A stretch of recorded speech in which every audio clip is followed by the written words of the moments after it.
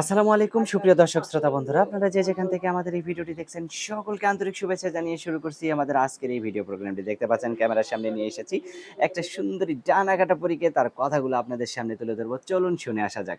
আসসালামু আলাইকুম আপু, ওয়ালাইকুম আসসালাম ভাই। কেমন আছেন আপনি? ভাই আছি অনেক ভালোই আছি। অনেক ভালো আছেন? আল্লাহ মাশাআল্লাহ, আপনার রাখছে কথাটা এখন কি শুনে করব? খুব ভালো লাগলো আপু। কি করব আপনার নাম ভাই? কি আপু?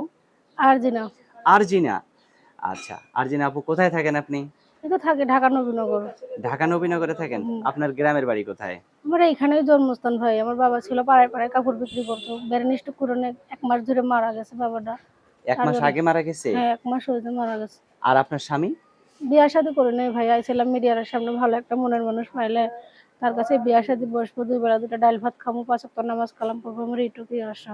মাশাআল্লাহ, অনেক কিন্তু সুন্দর আল্লাহর স্বপ্ন। রহমতে আমাদের সংসার আগে ভালো ছিল ভাই। বাবাটা মারা যাওয়ার পর আমি অনেক কষ্টে আছি। আপনার কি জায়গা আপনার কি জায়গা জমি আছে? জায়গা জমিন তো বাবার আছে, ৫ কাঠা জমিন আছে। এখন বন্ধক রয়েছে, বাবার চিকিৎসা করছি। বন্ধক রয়েছে। এখন আইসি মিডিয়ার সামনে মানে যদি কোন জমিটা বন্ধক রাখা আছে? হ্যাঁ ভাই, বন্ধক নিয়ে বাবার চিকিৎসা করছিলাম আমি। বন্ধক রেখে বাবার চিকিৎসা করছিলেন। হ্যাঁ। তো সেটা ছুটাইতে আর পারতেছেন না। কেমনি পারবো ভাই, ২ বেলা ২ টা ডাল ভাতই খাইতে পারি না। এখন চাই যে আমার বিয়া করবে, যদি আমার মনের মতন মানুষ পাই, আমি তার কাছেই সংসারের জীবন করব, তার কাছেই থাকবো, আমার এটুকু এখন ইচ্ছা। আপনার সেই স্বামী যদি সেই জমিটা আপনাকে ছুটাইয়া দেয়? সে যদি ছুটাইয়া দেয় আমার দায়িত্ব নেয়, আমিও তার উপরে, সে যদি আমার জন্য করে আল্লাহর রহমতে আমিও তার জন্য করবো। দেয় ভাই আমিও তার নামে করে দেবো। তার নামে আমাদের আপনি করে দিবেন হুট করেই? হ্যাঁ, হুট করে দেবো। যদি আমারে বিশ্বাস করে ভালোবাসতে পারে তা আমি ওর নামে করে দেবো না। আচ্ছা, আচ্ছা। অনেক সুন্দর কথা বলছেন ভাই নার্জিন আপু। আপনার কথা খুবই ভালো লাগছে। এখন আপনি যে ক্যামেরার সামনে আসছেন, এখন তো বর্তমানে আমার বড় ভাই নেই ভাই। ধরতে গেলে আমি আমার সংসার চালাই, আম্মুটা আছে অসুস্থ। কি কাজ করেন আপনি? এই যে মানুষের বাসায় মিশিংয়ের কাজ করি। একটা দোকানে মিশিংয়ে ৪-৫ জন মিলে কাজ করি। মাসে ৩,০০০ টাকা বেতন দেয় ভাই। এটা ঢাকার স্থানীয় মানুষ, জায়গা জমি আছে, আবার ঘর ভাড়া থাকেন, মানুষের দোকানে কাজকর্ম কইরা খান। এটা তো মানার মতো না, তাই না? এটাই তো ভাই অনেক কষ্টের জীবন। তার জন্যই তো প্রতিবেদনে আইছি। ভালো একটা এখন মন যদি আপনার পাশে কোনো মানুষ দাঁড়াতে চায়, তাকে কেমন হইতে হবে?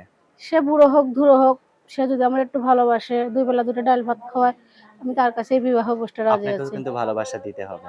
অবশ্যই দেবো। তারে ভালোবাসা দেবো না কেন? সে যদি আমারে ভালোবাসে তাকে আমি ভালোবাসবো না? সে যদি আবার যাই বলবে আমি তাই শুনবো। যদি কোনো বয়স্ক লোক আপনাকে বিয়ে করে, ধরেন বিয়ে বসলেন, বসার পরে আপনি তার চেয়েও কোনো ভালো লোককে পাইলেন। পাওয়ার পরে যদি আপনি তাকে একা করে আবার চলে যান? না ভাই ওইটা কোনো স্বাভাবিক না। ভালোবাসা বুড়ো আর ধুলো হয় না, হিন্দু আর মুসলমানও হয় না। ভালোবাসা তো ভালোবাসাই। ও কষ্টের সময় আমার বিপদের সময় এসে পাশে দাঁড়াইছে, ওকে আমি ফেলে দিয়ে যাবো? এটা মাশাআল্লাহ, একটা অনেক কথা। সুন্দর কিন্তু কথা আমি বলছেন পারবো আরজিন না ওকে আপু। ফেলে দিয়ে যেতে ভাই। আচ্ছা, অনেক সুন্দর কথা বলছেন আরজিন আপু। ভালোবাসা হয় মন থেকে। এই তো তো ভাই ২ টা ভালোবাসা মনের মন যদি থেকে। একসাথে মিল হ্যাঁ, থাকে তাহলে হিন্দু আর মুসলিম নাই, মুসলিম আর হিন্দু মুসলিম আর নাই। হিন্দু নাই। ভালোবাসার আচ্ছা, ঘরলে গাছতলাও থাকলে শান্তি ভাই। আচ্ছা, মাশাআল্লাহ, অনেক সুন্দর কথা। আপনার ফোন নাম্বার মুখস্থ আছে? না যেটার ভাই নাম্বার আমার দিবেন? মুখস্থ নাই। আমার মোবাইলটা বন্ধক রয়েছে ভাই। এখন আইছে একটা বাটন মোবাইল মানে আমার আপনার বান্ধবী। ক্যামেরা সেট বন্ধক রইছে? হ্যাঁ ভাই, ম্যাডামে কিনে দিছিল। আমার এখন ফোনটা আমার বন্ধক রয়েছে। বাসা ভাড়ার টাকা দিতে পারি নাই বলে ৩,০০০ টাকার জন্য মোবাইলটা রাইখা দিছি। তো সেটা ছাড়াই আনতে কত টাকা লাগতে পারে? ৩,০০০ টাকা ভাই। তো সেটা যদি কেউ ছাড়াই দেয় তাকে ভুলে যাইবেন এবার? না, না তাকে ভুলে যাবো না। তারা তো আমার জীবন সঙ্গী করে রাখবো সারা জীবন। আচ্ছা।